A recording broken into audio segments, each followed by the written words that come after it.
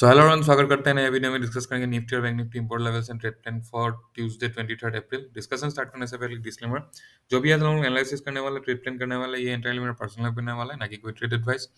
और जो हम लोगों ने सपोर्ट और रेजिस्टेंस प्लॉट किया हुआ है वो फिबोनाची के ऊपर बेस करके है। तो अगर पॉइंट ऑफ रेफरेंस अगर चेंज होता है तो सपोर्ट या रेजिस्टेंस में कुछ कुछ चेंजेस आ सकता है, थोड़ा सा आगे पीछे हो सकता है। तो ये एक एब्सोल्यूट जो भी हम लोगों ने प्लॉट किया है वो ऑब्वियसली पॉसिबल भी नहीं है। और ये जब लाइव मार्केट में थोड़ा सा मैं पर्सनली खुद भी आगे पीछे थोड़ा सा करके लेता हूँ। तो पहले देख लेते हैं कि कल जो हम लोगों ने सपोर्ट और रेजिस्टेंस प्लॉट किया हुआ था और जो प्लान किया था वो कैसे काम किया। तो ये था कल का सपोर्ट और रेजिस्टेंस जो हम लोगों ने प्लॉट किया था। प्लान ये था कि ये लेवल के नीचे अगर आता है, ये लेवल, ये निफ्टी के लिए यहाँ पे ये मार्क किया हुआ लेवल था। इसके नीचे हम लोग प्राइस एक्शन वगैरह के साथ छोटा टाइम फ्रेम में प्राइस एक्शन के साथ हम लोग डाउन साइड के लिए ट्रेड प्लान करेंगे। यहाँ पे हम लोग का टारगेट हो सकता है। और अपसाइड के लिए यहाँ पे ये अगर ऊपर जाता है तो प्राइस एक्शन के साथ अपसाइड जाता है तो बुलिश ट्रेड के लिए प्लान करेंगे। तो हम लोगों का जो ट्रेड, मैंने जो ट्रेड किया यहाँ पे निफ्टी में, यहाँ पे जो ट्रेड प्लान किया, तो मैं कुछ ये लेवल ब्रेक करने के बाद मैं इसको 5 मिनट में टाइम फ्रेम में लेके जाता हूँ। ये पॉइंट पे मैंने ये ट्रेड लिया था, ये पॉइंट पे एक ट्रेड लिया था, ये कैंडल पे, और यहाँ तक कैप्चर किया था। और अगर मैं बैंक निफ्टी के बारे में बात करूँ तो ऑब्वियसली हम लोग का जो रेजिस्टेंस प्लॉट किया था, रेजिस्टेंस को मार्केट ने रेस्पेक्ट किया है। बट ये बहुत ज़्यादा कुछ रॉकेट साइंस टाइप का रेजिस्टेंस था नहीं। ये पिछला ही स्विंग हाई था, तो ये बनता था कि मार्केट इसको रेस्पेक्ट करे। तो बहुत ज़्यादा कुछ कॉम्प्लिकेटेड इसमें नहीं था। और इसके बाद बैंक निफ्टी अगर देखेंगे तो बैंक निफ्टी का मेरा एसएल यहाँ पे एसएल हिट हुआ। बट मैंने बैंक निफ्टी में डायरेक्टली नीचे साइड में यहाँ से एक ट्रेड प्लान किया था मैं। उसका ठीक है, मैं उसका स्क्रीनशॉट में दिखा देता हूँ। Okay, leave it. ठीक है, इसका ये हम लोग बाद में डिस्कस कर लेंगे। बट बैंक निफ्टी में मेरा स्टॉप लॉस हिट हुआ। मैं यहाँ पे डाउन साइड के लिए ट्रेड प्लान किया था। एक मिनट।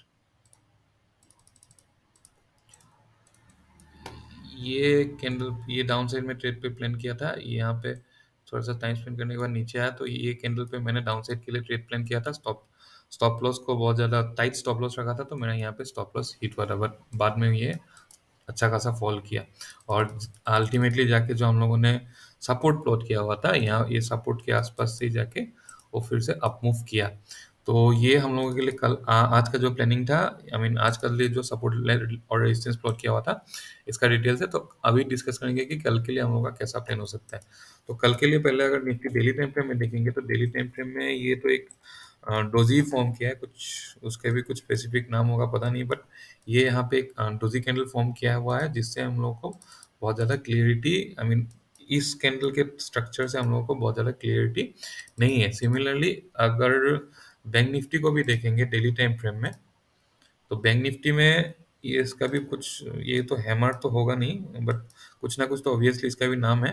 बट यहाँ पे क्या हुआ, नीचे गया, ऊपर ऊपर आया, फिर ऊपर जाके ये गैप अप खुला। गैप अप खुलने के बाद ये थोड़ा सा रिकवरी किया है। तो हम लोग को क्लियरिटी मिलेगा अगर 75 मिनट टाइम फ्रेम में। इसको हम लोग अगर 75 मिनट टाइम फ्रेम में देखेंगे तो थोड़ा सा क्लियरिटी मिल सकता है। तो ये ऊपर गया, नीचे आया, नीचे आने के बाद अप मूव करते हुए जाने के लिए कोशिश कर रहा है। तो अगेन जो रेजिस्टेंस लेवल है, ये रेजिस्टेंस लेवल हम लोग के लिए इम्पोर्टेंट कल भी रह जाएगा। एक पुराना वाला ही रेजिस्टेंस था, तो ये रेजिस्टेंस कल के लिए भी इम्पोर्टेंट रह जाएगा बैंक निफ्टी में।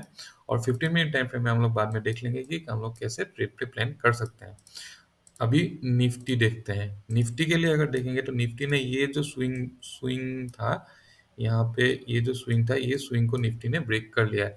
तो यहाँ से हम लोगों के लिए अप ट्रेंड के चांसेस, अच्छा खासा अप ट्रेंड के लिए चांसेस अभी निफ्टी में बन रहा है बैंक निफ्टी में। और बैंक निफ्टी का अगर स्ट्रक्चर देखेंगे तो बैंक निफ्टी में ये स्विंग ब्रेक करना अभी भी बाकी है। बट निफ्टी ने ये स्विंग ब्रेक करते हुए हम लोगों को अच्छा खासा मूव देने के लिए, आई मीन एक्सपेक्ट अभी कर रहे हैं कि ठीक-ठाक सा एक मूव अप साइड में देखने को मिले। तो ये 15 मिनट टाइम फ्रेम में देख लेते हैं कौन-कौन सा हम लोगों के लिए इम्पोर्टेंट सपोर्ट और रेजिस्टेंस हो जाएगा। पहले ये जो आज के लिए जो आज का जो था, इसको मैं डिलीट कर देता हूँ।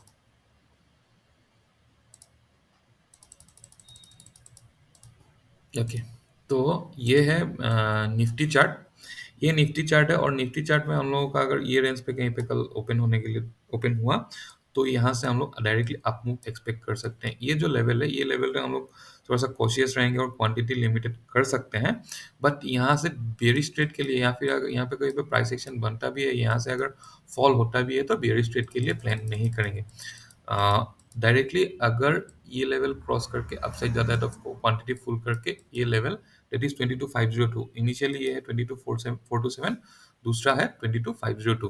तो ये लेवल अगर ऐसे क्रॉस कर जाता है तो दूसरा लेवल के लिए 22502 के लिए ट्रेड पे प्लान कर सकते हैं। उसके बाद 22568 हम लोग का थर्ड थर्ड टारगेट हो सकता है डाउन साइड में। अभी यहाँ पे अगर कुछ ऐसा प्राइस एक्शन बनता है या ऐसा टाइप का अगर प्राइस एक्शन बनता है 1 मिनट या 1 मिनट या 5 मिनट टाइम फ्रेम या 3 मिनट टाइम फ्रेम, तो डाउन साइड के लिए प्लान कर सकते हैं डिपेंडिंग कौन सा टाइम पे हो रहा है। मॉर्निंग में अगर बहुत ज़्यादा गैप अप खुल गया तो हम लोग डायरेक्टली यहाँ से डायरेक्ट एक कैंडल ब्रेक डाउन पे हम लोग बेयर स्ट्रेट के लिए प्लान कर सकते हैं। बट इस पॉइंट पे हम लोग डायरेक्टली बेयर स्ट्रेट के लिए प्लान नहीं करेंगे। एक एक तो है कि यहाँ पर जो रेजिस्टेंस हम लोग ये जो रेजिस्टेंस हो सकता है ये प्राइस के हिसाब से प्लॉट किया हुआ रेजिस्टेंस है। और ये अगर मार्केट इस पॉइंट पे अगर मार्केट देखेंगे तो ये मार्केट फॉलिंग मतलब डाउन साइड में मार्केट आ रहा था और इसके बाद ऊपर जा रहा था। बट अभी ये मार्केट डायरेक्टली अप ट्रेंड पे है, तो यहाँ पे रेजिस्टेंस के एक्सपेक्टेशन में बहुत ज़्यादा नहीं रख रहा हूँ। तो यहाँ पे हाँ, थोड़ा-सा फिर भी रेजिस्टेंस तो है ही, तो यहाँ पे ये क्रॉस करने के बाद ही हम लोग क्वांटिटी फुल करेंगे, यहाँ तक क्वांटिटी लिमिटेड। और ये रेंज पे ओपन होने के बाद एक पुल बैक के बाद ये लेवल क्रॉस किया, तो अपसाइड के लिए मूव ये और ये डायरेक्टली हम लोग के लिए टारगेट हो जाएगा। अभी अगर ये रेंज पे कहीं पे ओपन होता है, मैं बहुत ज़्यादा गैप अप के बारे में यहाँ पे गैप अप अगर ओपन भी होता है तो ये नीचे के लिए प्लान हो सकता है। अभी अगर ये रेंज पे कहीं पे ओपन हुआ और ऐसे कुछ टाइम स्पेंड किया साइडवेज मार्केट, टाइम स्पेंड किया डाउन साइड क्रॉस किया, ये अच्छा खासा एक डेढ़ घंटा टाइम स्पेंड करने के बाद अगर ये वाला ब्रेक करता है, अल्टीमेटली एक डेढ़ घंटे से हुए बेटर है कि वेट करना होगा कि हम लोग का जो 15 मिनट टाइम फ्रेम में या फिर 5 मिनट टाइम फ्रेम में कैसा प्राइस एक्शन बनता है। थोड़ा सा टाइम स्पेंड करने के बाद अगर डाउन साइड क्रॉस करता है तो बियर स्ट्रेट के लिए प्लान कर सकते हैं। 22,272 ये दूसरा और ये तीसरा हम लोग के लिए नीचे साइड में टारगेट हो सकता है। अभी अगर इसका सीपीआर देखेंगे तो कल के लिए यहाँ पे कल सीपीआर है, ये एक डाउन साइड के लिए इशू हो सकता है। तो ये रेंज क्रॉस करने के बाद टाइम स्पेंड करने के बाद क्रॉस किया तो ही हम लोग जाएंगे, और टाइम स्पेंड नहीं किया तो डाउन साइड में ट्रेड, यहाँ पे डाउन साइड में ट्रेड अवॉइड करेंगे। हाँ, ऐसे प्राइस एक्शन बनाया, इसके बाद अगर 22,272 ये लेवल को क्रॉस कर गया तो हम लोग फिर बेरिश ट्रेड के लिए प्लान कर सकते हैं, लेकिन एक्सपेक्टेशन बहुत ज़्यादा नीचे तक का नहीं रख सकते। अभी अगर बैंक निफ्टी को देखेंगे तो ये बैंक निफ्टी का चार्ट है, और बैंक निफ्टी के चार्ट में अभी भी ये जो रेजिस्टेंस है इसको ब्रेक करना बाकी है। तो ये क्रॉस करने के बाद यहाँ पे कहीं पे ओपन हुआ, प्राइस एक्शन के साथ अपसाइड क्रॉस किया तो बुलिश ट्रेड के लिए प्लान कर सकते हैं। इनिशियली 150 पॉइंट का एक यहाँ तक टारगेट हो सकता है, ये है 48,291 और दूसरा 48,439 तक हो सकता है। तो अभी हम लोग बेयरिश ट्रेड के लिए अभी या फिर अगर गैप अप ओपन हो गया तो यहाँ पे हम लोग ये रेंज पे भी हम लोग डाउन साइड के लिए या ये लेवल पे भी डाउन साइड के लिए या ये लेवल पे भी डाउन साइड के लिए ट्रेड पे प्लान कर सकते हैं। और उसके बाद दूसरा टारगेट तीसरा 48,656 हो सकता है डाउन साइड में। अगर बैंक निफ्टी में देखेंगे तो सीपीआर ये रेंज पे सीपीआर है, तो कुछ टाइम स्पेंड करने के बाद ये लेवल क्रॉस किया डाउन साइड में तो बेरिश ट्रेड के लिए प्लान कर सकते हैं। इनिशियल टारगेट 47,709, ये जो थ्रेशोल्ड आई मीन जो हम लोग के लिए मार्क करने लायक ये है 47,876 ये लेवल नीचे क्रॉस करने के बाद हम लोग बेरिश ट्रेड के लिए प्लान कर सकते हैं। 47,709, दूसरा 47,525 और तीसरा 47,368 हो सकता है डाउन साइड में उन लोगों के लिए trade I mean support levels. तो यही था एनालिसिस निफ्टी और बैंक निफ्टी में। मार्केट अभी थोड़ा सा आई मीन अपसाइड के लिए ही मैं एक्सपेक्ट रख रहा हूँ। निफ्टी में तो थोड़ा निफ्टी में अगर ये बैंक निफ्टी ने अगर ये लेवल को ब्रेक कर दिया होता तो अपसाइड मूव एक अच्छा खासा अपसाइड मूव एक्सपेक्ट कर सकते थे, लेकिन निफ्टी ने अभी तक ये ब्रेक नहीं किया, ये स्विंग हाई ब्रेक नहीं किया। बट बैंक निफ्टी ने ब्रेक नहीं किया, निफ्टी ने तो ब्रेक कर दिया है। दोनों ही अगर सेम फेज में रहता तो अच्छा खासा मूव हम लोग एक्सपेक्ट कर सकते थे और अपसाइड में ही ट्रेड मूव एक्सपेक्ट कर सकते थे। बट देखते हैं, ये क्रॉस करने के बाद थोड़ा सा चांसेस ज़्यादा हो जाएगा। तो यही था एनालिसिस निफ्टी और बैंक निफ्टी के लिए। कुछ फीडबैक है तो डेफिनेटली शेयर कर सकते हैं और लाइक वगैरह कर सकते हैं अगर एग्री करते हो मेरे आइडिया के साथ। तो थैंक यू, बाय बाय।